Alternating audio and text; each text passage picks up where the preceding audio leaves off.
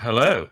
And I think Well, we have the most amazing lady with us. Normally, I never bring age up, but you are, 28. you'll have to say that a little bit louder, 28. 28 years old. You are a superstar. Thanks. Now, Georgina, better known as George, is the founder and CEO of WAC. Now, I'm going to let George, discuss and tell you all about WAC and also a little bit about George and where you've come from and your background, because that's really a very interesting part of your journey, isn't it, in terms of how you arrived at the proposition that you call WAC. That's correct. Yeah. So WAC is a work life and money management app, and it's made for hourly paid workers. So that could be 0 hour workers, part-time, full-time, gig economy, self-employed, everybody that kind of works irregular shift patterns, has chaotic lifestyles and paid by the hour. And really, we try and make sure hard work counts, like every minute and every penny, because these people are working very, very hard and tend to be paid sort of loads minimum wage. Our app helps them track their hours and tracks their earnings, including their overtime, tips, rate changes, anything on top.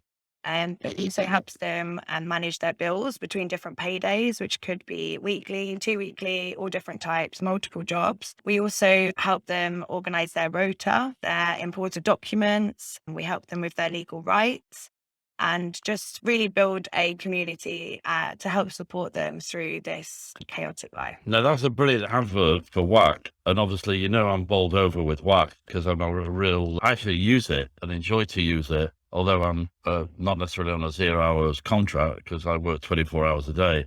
But going back to George, how did you get to WAC?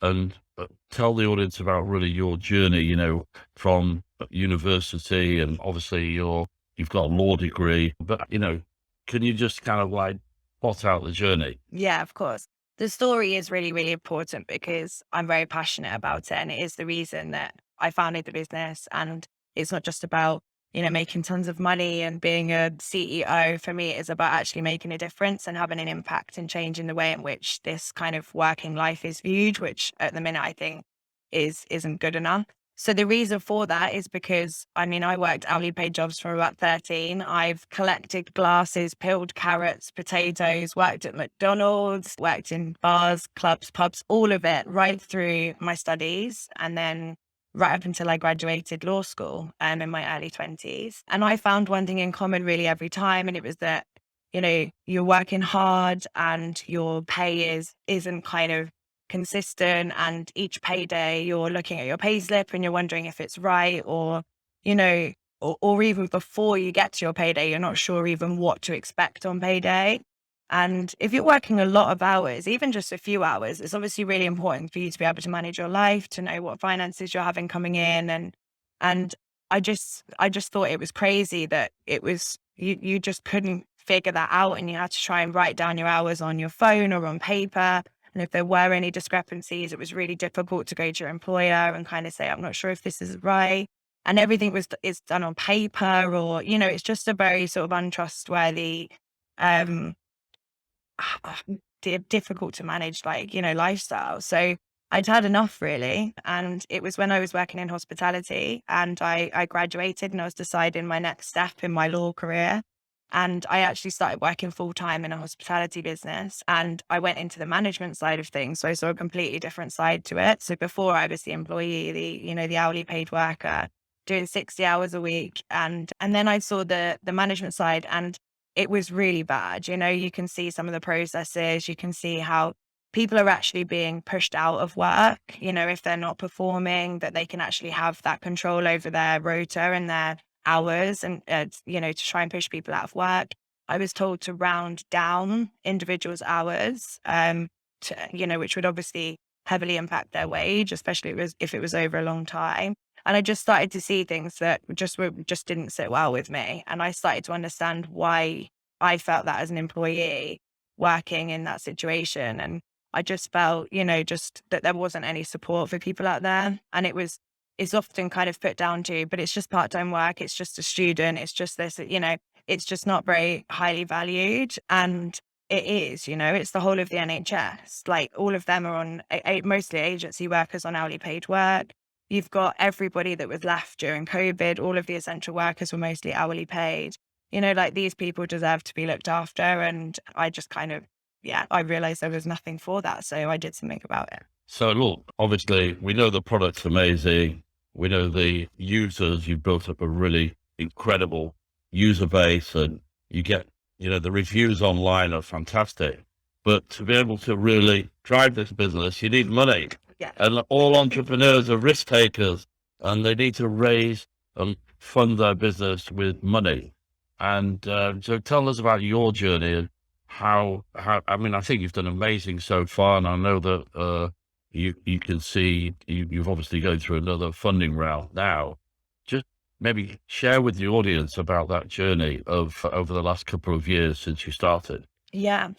So I guess it's always, when I first started, I wasn't sure the best way in which to do it. And I don't think any entrepreneur does, or any founder of a business. There's kind of no wrong way or right way. I started by putting in a £5,000 check, let's say, from my parents that I didn't realize I had saved for my wedding. So I actually took a wedding gift and forfeited the wedding, which hasn't happened yet, to start the business off. I then also applied to a lot of grants, which is sometimes all you can do right at the beginning because you don't obviously have any traction. You might just be at the idea stage. So you have to spend a lot of time on grants.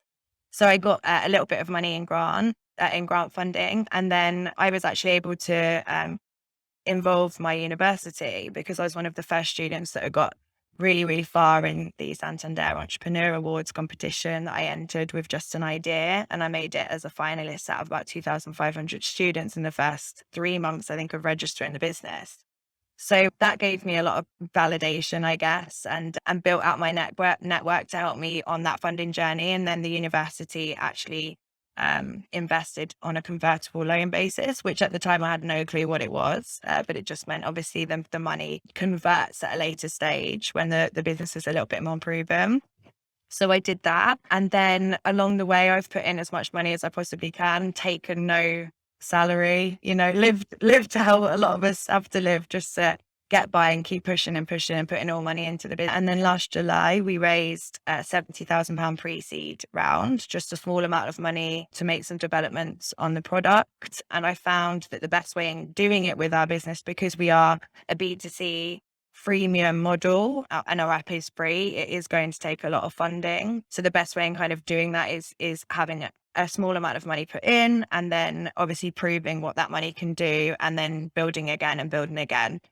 But we've got to the point now where our product's in an absolutely amazing place. We have got a lot of traction. We've hit 18 countries and we're just ready to scale now. So we just need to raise a decent amount now, which we are. So our funding round at the moment is £1 million, and that will enable us to just scale up what we've found success in so far into marketing, into our team, into the product, and then start testing in different countries. And you've actually attracted an amazing individual as well to give you some advice on the journey and, support. Tell us about that person, because he's an interesting person, isn't he? Yes. So I was lucky enough to bring a guy called Tim Brooktom into the business last year, about a year. He's ex-Monzo, former chairman. He helped build their team from a very, very small team. I think there was about 6 right up to, £4.5 billion they were worth when he left, I think. So very,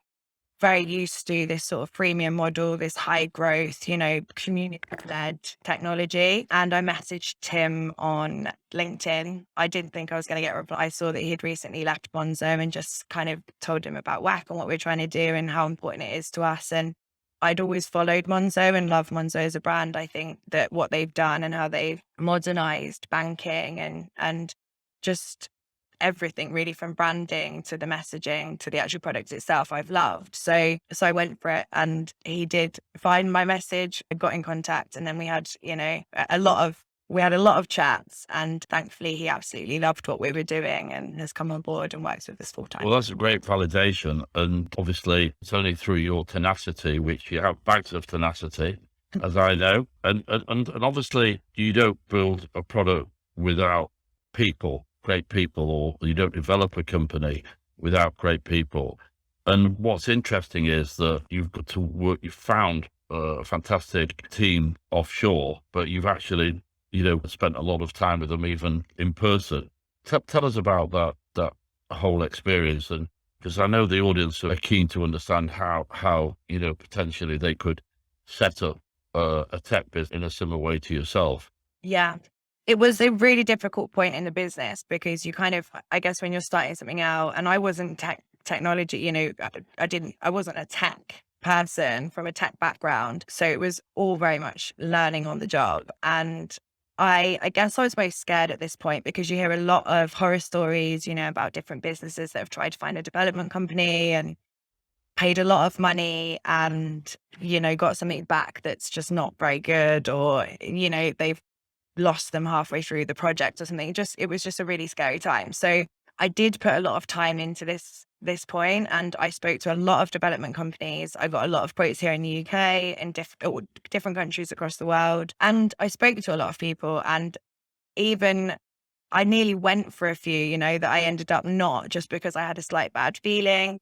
And that was really based on my ambitions with the business. And it was really important to me that the team that I worked with understood every part of what we were doing and really understood that the problem that we were solving. So I was kind of looking for that in the team, and hopefully that will bring loyalty and dedication from the team, and you will obviously will work with us on a long-term basis. I finally, from an accelerator course, I put myself through a lot of accelerator courses through the Fairhall. I built out my network massively. Every single person that I met, I asked to introduce me to another person, and just tried to get to as many people as possible. And that's one of the biggest things I think that helped me actually get where I've got today, the amount of support and people that I've met along the way. And one of those people was a founder himself. His tech team were based in India. It was actually a friend that he grew up with. So there was a slightly sort of closer connection. He introduced me to them. And after a lot of conversations, and very, very honest conversations about my experience, how I want to work with them, that I want to learn as well. And, just kind of really making it clear that position in the business. And then I decided to go ahead with the development company. We broke it down into different sections. So the first section was the design phase. So that enables you to kind of slow it down a little bit so that you can do the design phase, and then you can kind of check out the project, make sure you're still on the same lines, and then you can continue to the development stage if everything is all happy. So that's what we did. And I actually went out to India for that whole design phase for about 6 weeks, met the team, got to know the team, went out with the team. They probably thought I was absolutely crazy, but actually I was just building that Can I relationship. let you into a secret? Yeah. My previous business took a big change. I did exactly that, but I didn't go to India. I went to France, Right. a place called Louviers, which is near Deauville.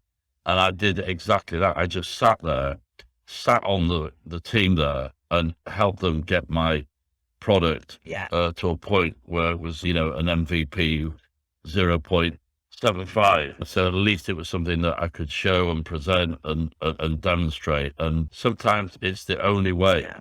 You just know it in your gut. That's Yeah. the what you have to do. Yeah. And they respected me so much for doing that, because I don't think I don't think any of their other clients had actually done that. It was all very sort of very demanding relationship. And I even heard some of the conversations that were happening when I was out there with other clients, that like it was horrifying. And, like we're a worker tech app, and we're all about, caring for people and supporting people and making sure they're heard and listened to. So I absolutely need to follow those values and want to follow those values within the business itself. So it's really important that even from the second I kicked this off with the development team, that was known. And now I have, 3 years later, an absolutely amazing, dedicated, very, very loyal tech team that will Yeah. stick by us and want to grow with us. So what was I found very interesting about Whack was the incredible comments and posts that people put on the iOS or the Android environment, and they were just inspiring. And what I would like, if possible, for you to share some of those stories, because there's some very motivational and positive stories, and then there's some stories that are really moving and Yeah. upsetting, and I think it's important the audience does maybe some of the examples. Yeah, yeah. I mean, obviously, it's super easy to access. So it's a really good little, to sit down and read through those stories because it is inspiring. And if you're in that situation yourself, I think you can relate to a lot of those. It is what drives me. Every morning I wake up and I read the reviews that come in fresh because it's just amazing. It's what I set out to do, and to hear and see that our product is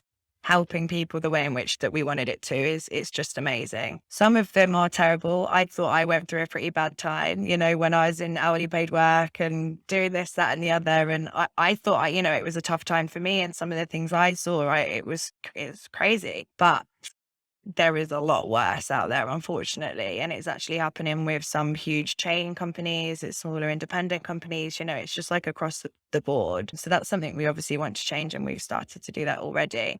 Some of the reviews we've had that, for one amazing worker had, WAC had helped them realize they were being underpaid £500 in one paycheck. So I think the paycheck was for a 2-week cycle. So that means this individual would have been doing a lot of hours and they were getting underpaid £500 just by tracking that in a professional way. So it wasn't on your phone or on paper. And then being able to export it into a really professional looking PDF and taking it to your employer, it's just taken a lot more seriously, and kind of knows that there's someone backing them up here. So that was incredible, in such a small period, having that being underpaid that much money. We hear it a lot with being underpaid. It's not always the employer, we're not out to get the employer, and we're really careful with that in, everything that we communicate with our users. It's down to the processes a lot and kind of how that's ended up where we are now. A lot of things have been done on paper. The staff turnovers a lot, swapping shifts, dropping shifts with furlough. It's really difficult in some of these places where hundreds of workers might work on one day to keep track of all of this. And so sometimes it is actually just genuine mistakes. I think the saddest times is when it's not genuine mistakes and you can see employers taking advantage of a broken system. And we do get a lot of messages saying that employers have asked them to uninstall the app, even though it's completely independent and personal tracking, just for financial security and, your own stability. But we do have people saying, do I have to actually uninstall it? And we're, of course not. But obviously that usually means that there's something else there that the employer doesn't want to be found out about, or it's, bringing to light. So, George, if I remember rightly, you started your business just before lockdown, Yeah. and obviously everything that brought, especially in like the hospitality and the healthcare industry sectors. Tell us about that journey and how did that affect the progress of the development of the business? Yeah. So we spent quite a long time making sure the product was up to scratch. We tested it a lot on the market without actually advertising. We went out to a lot of people in retail industries and got lots and lots of feedback. And based on that, got the product where it was. We were then ready to have our big launch in March 2020, which was obviously the worst timing ever because we launched, we brought on an external marketing agency that were great, that helped us with all digital advertising. And we mostly advertise on social media, which is where a lot of our market are. We'd launched campaigns on Instagram and Facebook, and then we were actually seeing loads and loads of downloads, which was really good. Obviously, for the best week, it was incredible. And then COVID hit, the announcement hit, and then 2 days later, the whole of hospitality and the whole of retail lost their jobs. And that is who we were targeting at first. We knew that the other industries existed and the hourly paid work kind of spread across them all, but we knew that the biggest problems kind of were happening in hospitality and retail. So that's where we targeted first. So obviously that was a really scary time for not just us, but for them as well. It was just awful.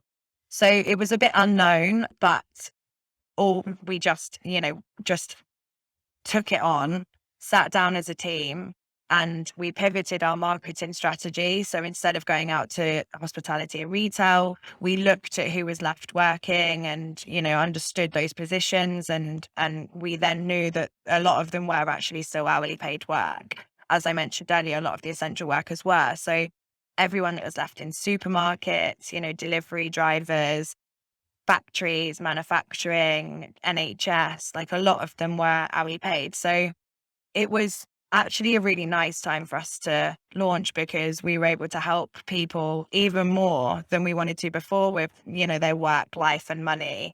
And it was the most challenging time ever for most people. So be able to launch during that time and be able to help people with their work at a time that they needed it the most was actually incredible. And we were able to help a lot of NHS workers, like all of those people that I just listed out. And then eventually, obviously, hospitality and retail came back on and off. And if anything, with furloughing, it was even more sort of chaotic shift patterns. And, so we were actually really, really helpful during this time. We just had to sort of understand our users, and our data was a bit skewed because obviously it wasn't what we see now. Lots of people were on and off of jobs and things. So it was difficult as it was with most businesses, but we did okay and we were able to help these amazing individuals at a time they needed it the most. So I mean, that to me really highlights your resolve, your inner strength, your ability to pivot, and, tells me that you are a true entrepreneur. Let's talk about the future now, your ambitions for the future. Share with the audience, what the vision is, what you want to achieve, because I think that